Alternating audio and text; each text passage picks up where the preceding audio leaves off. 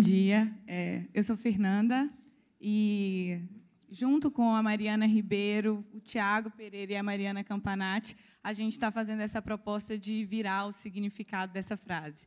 Então, eu estou aqui para falar para vocês de uma história de intenção, um começo de um projeto, e dividir com vocês um sonho nosso que começa agora, que é o projeto Imagina na Copa. E aí, para começar, eu queria dividir um vídeo que vai falar um pouquinho do como é que é dar o tom desse projeto.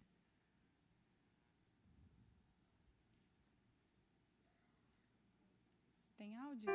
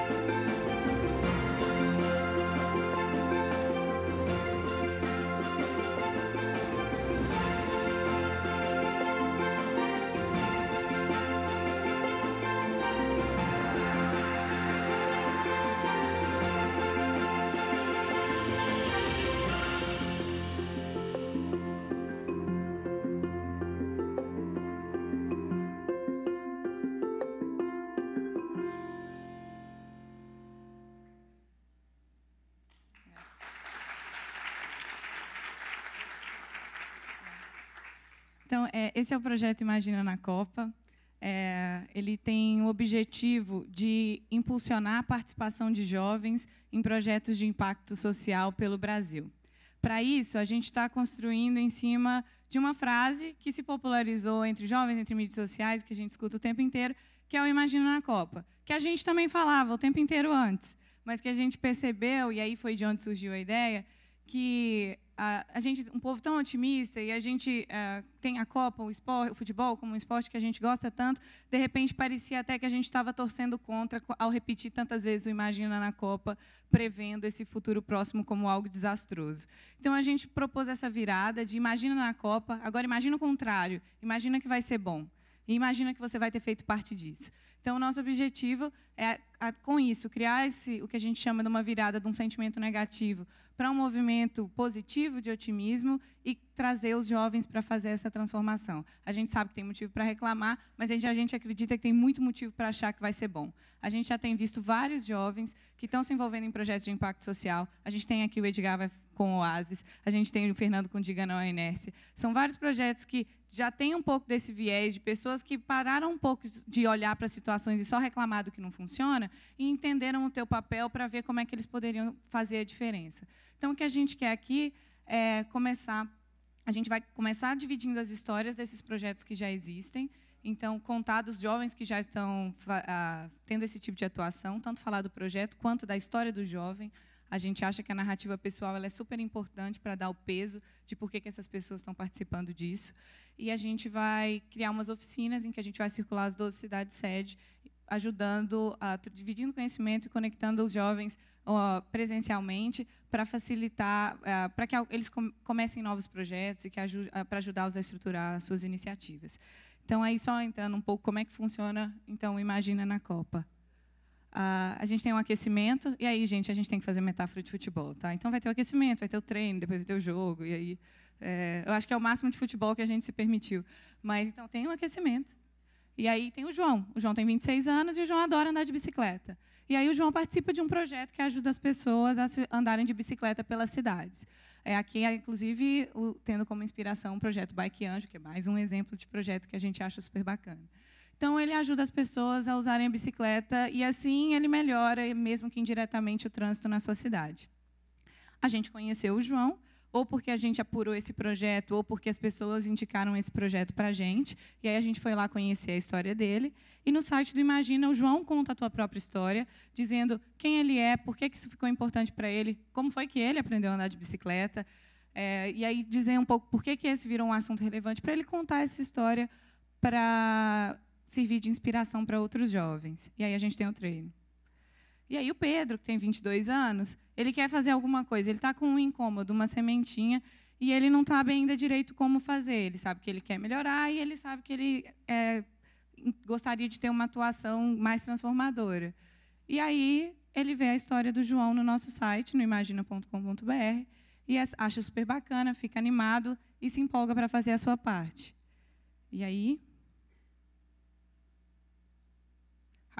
Aí tem as oficinas. Então, o Pedro descobre que a oficina do Imagina na Copa está passando pela tua cidade, e aí ele participa dessa oficina.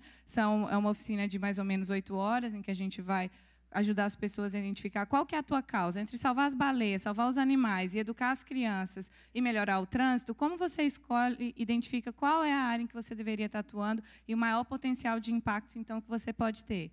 Então, da mesma forma, as oficinas vão possibilitar que esses vários jovens estruturem novos projetos, uma vez conectados, e possam surgir, a gente espera, novas parcerias e novos projetos. E aí, em campo, rola o contágio, que é, tipo, a ideia de que muitas histórias de Joãos e Pedros e Marias e Fernandas e tudo mais comece a gerar essa inspiração e ajudar as pessoas a, primeiro, ter esse despertar e as oficinas a estruturar suas iniciativas. E o nosso objetivo, então, é ter mais projetos com mais jovens pelo Brasil. E aí a gente forma, então, uma grande rede de pequenos projetos que têm o poder de transformar aí a vida de várias pessoas. Como eu disse, eu estou dividindo uma história de intenção, porque esse é um projeto que está começando agora. A gente, na semana passada, concluiu uma campanha que a gente teve no Catarse, que é uma plataforma de crowdfunding, em que a gente levantou o que vai ser o dinheiro para o kick-off, né, desse projeto. Então, para a gente começar agora a estruturar o site que a gente vai lançar em breve e começar a estruturar as oficinas. Mas aqui também é uma oportunidade, um convite para vocês participarem disso com a gente e, se tiverem ideias aí de outros projetos, também falar com a gente. Para falar um pouquinho só da minha jornada pessoal, já que a gente acredita tanto que as histórias elas são importantes, esse time todo se uniu porque todo mundo estava incomodado com a tua atuação, estava buscando ter uma atuação mais relevante, trabalhar com mais propósito, estava preocupado com o legado. Os últimos quase 4 anos eu trabalhei numa grande instituição financeira, em que eu caí lá super de paraquedas, minha formação é de comunicação, mas eu passei até por área de produto, assim, fazendo business plan, treinamento para central, calculando taxa e tudo mais. E estava numa carreira bacana, assim, numa carreira ascendente.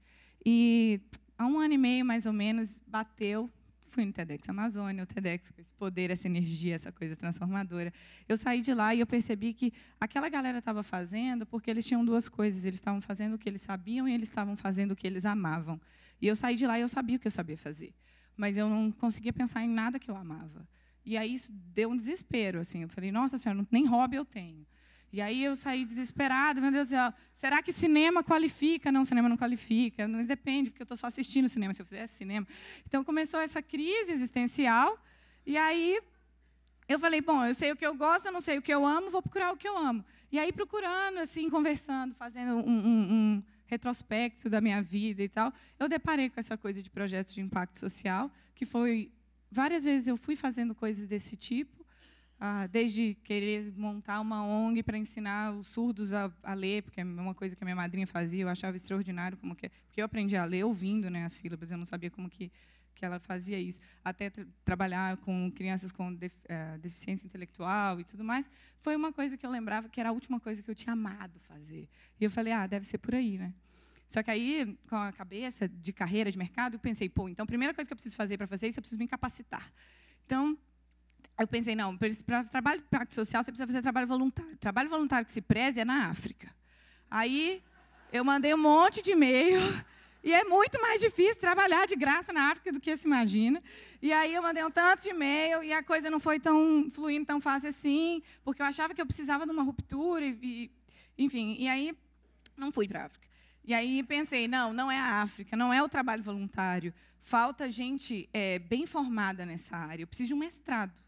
Aí, eu me inscrevi para vários mestrados, tipo, muitos mestrados. E o mestrado também que se preze é fora, né? E um monte de mestrado fora. E aí, em abril desse ano, aconteceu uma coisa super interessante. Eu fui num evento, aniversário de 1 ano, de uma consultoria, e a Mara estava lá. E aí a Mara estava falando um pouco desse filme que ela ia lançar, que era o Quem Se Importa, e passou um pouco os trailers e tinha uma discussão. E aí eu vi entre a galera que estava lá dois grupos de pessoas. Um grupo que era o grupo que estava abismado, assim, super encantado. Meu Deus, isso existe, eu não sabia disso. E o outro grupo que era tipo, claro que eu sabia disso, eu estou fazendo isso. E aí eu fiquei desesperada. O sentimento que eu fiquei foi horrível. Eu queria ir embora, porque o que eu estava pensando é assim, nem eu estou descobrindo isso agora, nem eu estou fazendo alguma coisa.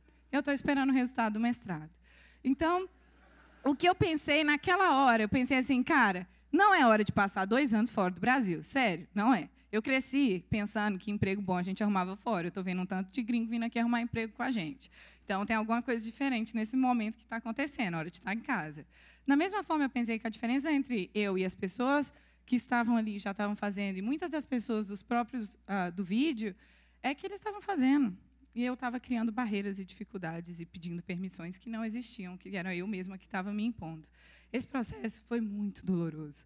Até chegar ali e ter esse insight de que o que precisava era só fazer, foi muita volta, foi muita energia, e foi muito texto em inglês, e muito e-mail, e muito não sei o quê, que, no final das contas, eu entendi que era só fazer. E aí...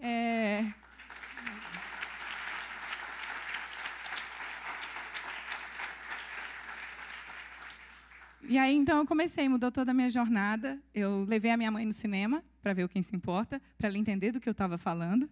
E aí eu mandei também o filme para os meus melhores amigos, para eles entenderem do que eu estou falando. E deparei com essas pessoas que estavam exatamente no mesmo momento, amigos, que é essa equipe do Imagina hoje. A gente descobriu essa ideia. Era uma ideia tão óbvia de que se é para imaginar, vamos imaginar coisa boa, que não dava para a gente ter pensado nisso, né? Ela estava ali sentada, esperando alguém chegar. E aí, o nosso objetivo, então, aqui é tornar esse processo talvez um pouquinho menos doloroso para a próxima Fernanda, sabe? Porque mostrar essas histórias e mostrar que é possível, vence essa primeira barreira, que é a barreira do desconhecimento, e da pessoa nem saber que ela poderia estar fazendo esse tipo de coisa. Pensar as oficinas e essa troca de conhecimento e ajudar a estruturar iniciativas, vence essa segunda barreira, que é, eu quero fazer, mas não tenho a menor ideia de como é que eu posso fazer.